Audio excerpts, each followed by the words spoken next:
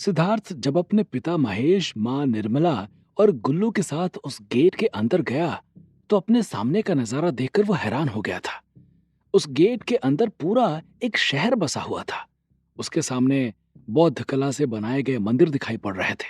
साथ ही साथ करीब 10,000 लड़के अलग अलग झुंड बनाकर प्रशिक्षण कर रहे थे। सिद्धार्थ को ये नजारा जाना पहचाना सा लगा था। उसे ऐसा लग रहा था कि जैसे वो पहले भी इस जगह पर आ चुका था। वो विस्मित होकर अपने सामने देख रहा था कि तभी बीरेन की आवाज ने उसका ध्यान भंग कर दिया था। महेश जी को स्ट्रेचर पर लिटाकर अंदर चलो सिद्धार्थ, बीरेन ने सिद्धार्थ से कहा। सिद्धार्थ ने देखा उसके सामने 4 मार्शल आर्ट्स के स्टूडेंट स्ट्रेचर लेकर आ चुके थे। उन सब ने एक जैसे कपड़े पहने हुए थे और उनके सर पूरी तरह से मुड़े हुए थे। सिद्धार्थ को वो सारा दृश्य जाना पहचाना लग रहा था। महेश को सिद्धार्थ ने स्ट्रेचर पर लेटा दिया था और वो लड़के महेश को वहां से लेकर चले गए थे। सिद्धार्थ अभी भी बीरेन के साथ वहीं पर खड़ा था। क्या हुआ सिद्धार्थ, चलो, या तुम पूरी तरीके से सेफ हो? बीरेन ने जब दोबारा सिद्धार्थ से ये बात कहा तो वो चल पड़ा था। वो चलते चलते अपने अगल बगल में देखे जा रहा था। वहां ट्रेनिंग कर रहे लड़कों को देखकर सिद्धार्थ का मन थोड़ा सा घबरा रहा था। उसका मन एकदम से नई जगह पर आने की वजह से घबरा रहा था या फिर उसके घबराने का संबंध उसकी अंगूठी से था, इसका खुलासा होना अभी बाकी था। पिताजी को कहां लेकर गए हैं? चलते चलते सिद्धार्थ ने बीरेन से सवाल किया। हम भी वहीं चल रहे हैं, बीरेन ने जवाब दिया। सिद्धार्थ, निर्मला, गुल्लू और बीरेन चारों वहां बने एक बड़े से लकड़ी के घर के अंदर पहुंच चुके थे। वहां पर भगवान बुद्ध की एक बहुत बड़ी मूर्ति लगी हुई थी। सिद्धार्थ की नजर जब उस मूर्ति पर पड़ी तो उसका शक दूर हो गया था। उसको भरोसा हो चुका था कि वो इस जगह पर पहले आया हुआ है, लेकिन कब, अभी ये बात नहीं याद आ रही थी। सिद्धार्थ ने मन ही मन भगवान बुद्ध से अपने पिताजी के सलामती की दुआ मांगी और बीरेन के पीछे पीछे चलता गया। अंदर जाकर उन्होंने देखा तो पाया कि वहां पर एक बहुत बड़ा हॉस्पिटल भी बना हुआ था, जहां पर बहुत सारे मरीजों को एडमिट किया गया था। वहां की साफ सफाई और चाक चौबंद व्यवस्था को देखकर पहली बार में कोई कह ही नहीं सकता था कि ये कोई सुपर स्पेशलिस्ट हॉस्पिटल नहीं है। महेश को भी वहीं एक बेड पर लिटाया जा चुका था और उनकी दवा शुरू हो चुकी थी। निर्मला को एक नर्स ने आकर कुछ कपड़े दिए थे और निर्मला उसे बदलने के लिए चली गई थी। गुल्लू सिद्धार्थ के पैरों के पास ही चल रहा था। उसको देखकर ऐसा लग रहा था कि जैसे वो डरा हुआ हो। हम कहाँ हैं बीरेन जी? सिद्धार्थ ने बीरेन से पहली बार जगह के बारे में सवाल किया था। हम अरुणाचल प्रदेश में ही हैं सिद्धार्थ।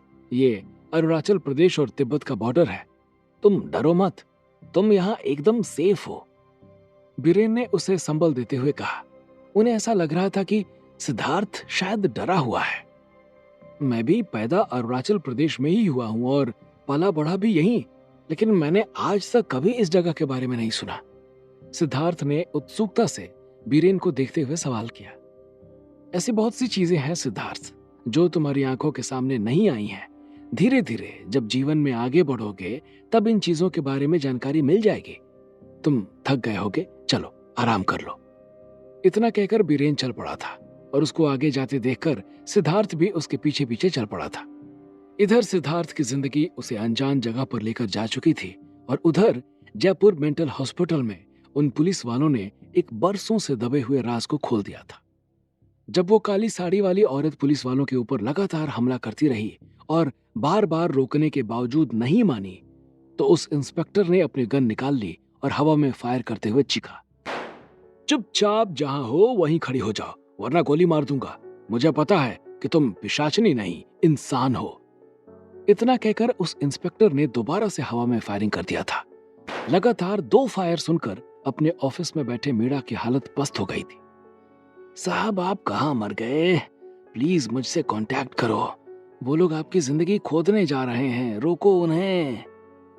मीरा अपने आप से बड़बड़ाते हुए बोला और फिर से साहब का नंबर डायल कर दिया था, लेकिन अभी भी साहब का नंबर बंद आ रहा था। वो साहब कौन था और उनका मेंटल हॉस्पिटल में एडमिट उस पिशाचनी के नाम से मशहूर औरत से क्या संबंध था, इसका खुलासा होना अभी बाकी था।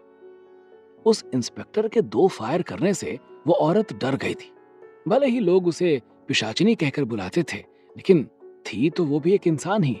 और इंसान चाहे जितना बहादुर हो, उसे मौत से डर लगता ही लगता है।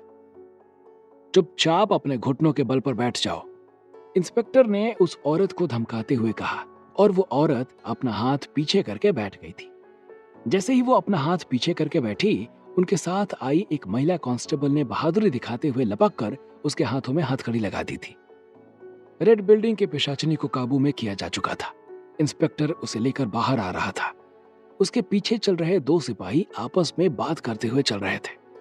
यहाँ का माहौल देखकर ऐसा नहीं लगता कि कुछ तो है जो हमसे छूट रहा है, क्यों? उनमें से एक ने फुसफुसाते हुए कहा, अमा यार चुपचाप चलो तुम, यहाँ जान जाते जाते बची है और तुम्हें शेरलॉक होम्स बनना है। मुंह बंद करो और बाहर चलो। इतना कहकर उस पुलिस वाले ने अपने साथी को डांट कर चुप करा दिया था। मेंटल हॉस्पिटल के एक कमरे में वो औरत बैठी हुई थी जिसे पकड़कर लाया गया था। इंस्पेक्टर उसके सामने बैठा हुआ था और मीरा उसके बगल में बैठा हुआ था। बाकी के अन्य कर्मचारी दूर से खड़े होकर उसे देखते हुए आपस में बातें कर रहे थे। उसका जला चेहरा और तनी हुई निगाहें उसे डरावना बना रही थी। मीरा का चेहरा अब घबराया हुआ नहीं लग रहा था, बल्कि उसमें एक संतोष के भाव उभर रहे थे। जिग्नेश की हत्या तुमने की है?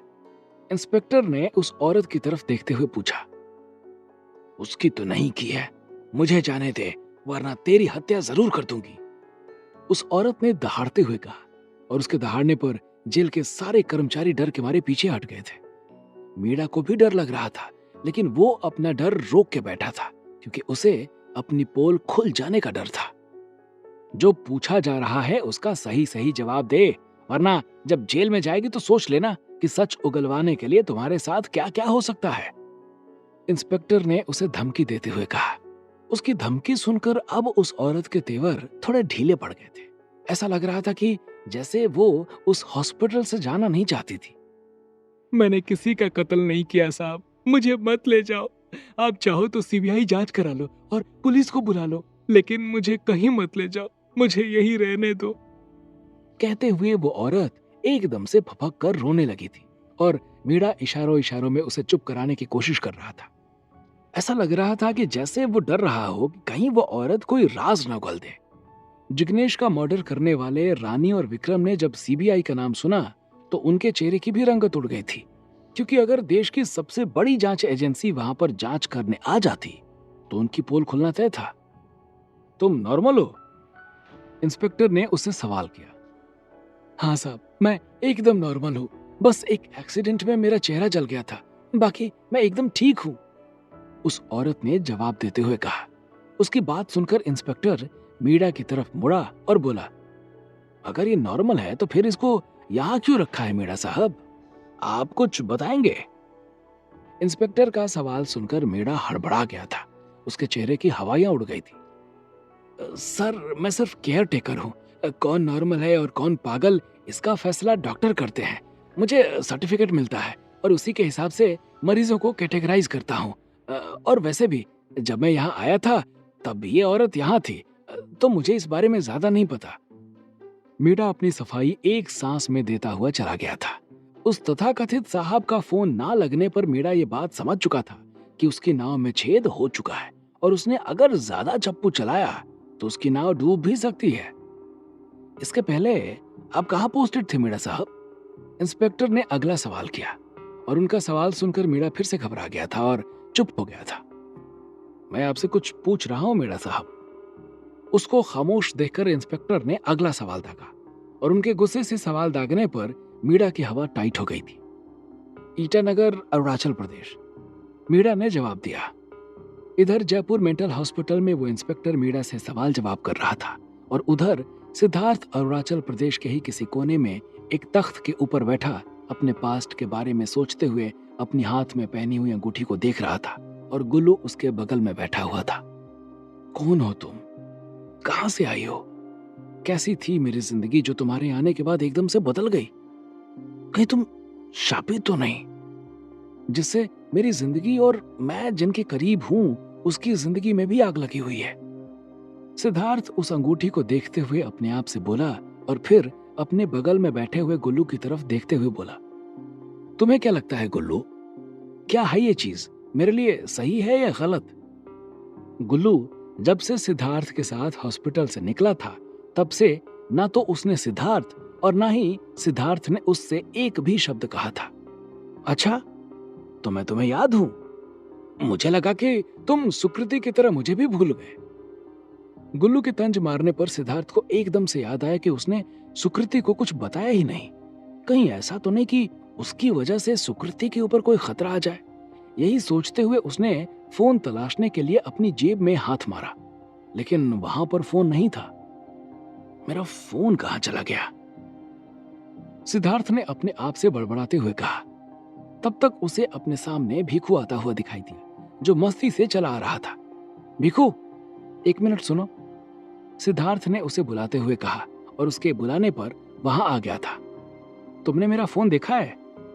सिद्धार्थ ने उससे सवाल किया। नहीं सर, मुझे नहीं पता। आप एक बार बीरेन्द्र सर से पूछ लो, हो सकता है उनके पास हो। भिखू ने लापरवाही से जवाब देते हुए कहा। कहाँ मिलेंगे बीरेन्द्र सर? सिद्धार्थ ने सवाल किया। मेन हॉल में होंगे, भिखू ने जवाब दिया और वहां से चलता बना। वो इलाका बहुत बड़ा था। वहां बनी हर बिल्डिंग्स को देखकर यही लग रहा था कि यही मेन हॉल होगा। सिद्धार्थ वहां पर ट्रेनिंग कर रहे लोगों से पूछते पूछते मेन हॉल तक पहुंच गया था। वो जब मेन हॉल के गलियारे से गुजर रहा था, तभी वहां पर उसे कई सारे लोगों की तस्वीरें दिखाई दी। वो तस्वीरें सभी नवयुवकों की ही थी।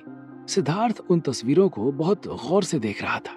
वो उन तस्वीरों को देखते हुए जैसे ही एक युवक की तस्वीर के सामने पहुंचा कि उसके हाथों में पहनी हुई अंगूठी से एक ऊर्जा निकलने लगी थी।